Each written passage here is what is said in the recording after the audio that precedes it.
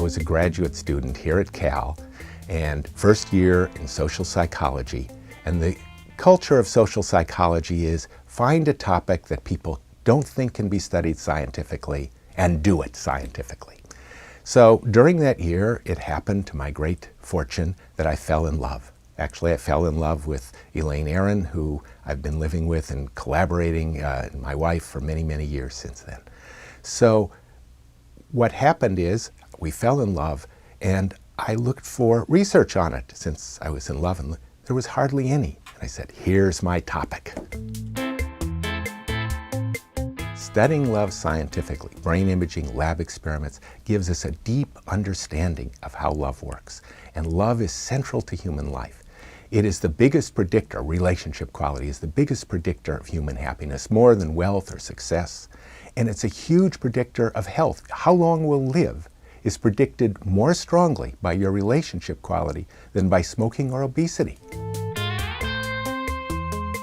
We're confident that this procedure of answering 36 questions that gradually get more and more personal, that both people answer, as well as a few other items in there like saying what you have in common, things you like about the other, that when you do these things, you're going to feel closer to the other person.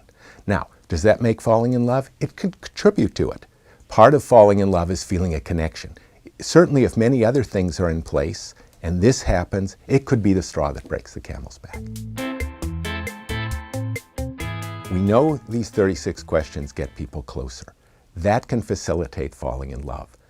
If this is an appropriate person for you, probably good to facilitate falling in love. If they're not, though, you have to be careful. They could reject you. They could not be a good partner for you.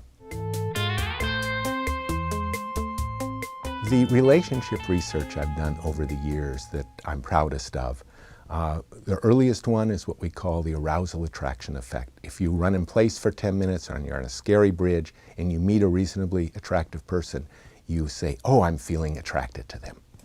A second one is when you're in a long-term relationship after a few months, doing things that are exciting, challenging, novel with the partner sort of reinvigorates that sense of love and excitement. Third thing is we've identified the parts of the brain that become active when you are thinking about or looking at a picture of someone you're intensely in love with. Something that shows up even in very long-term couples that are very intensely in love. Finally, of the major things is what we call including other in the self. When you're in a close relationship with someone, they become part of who you are.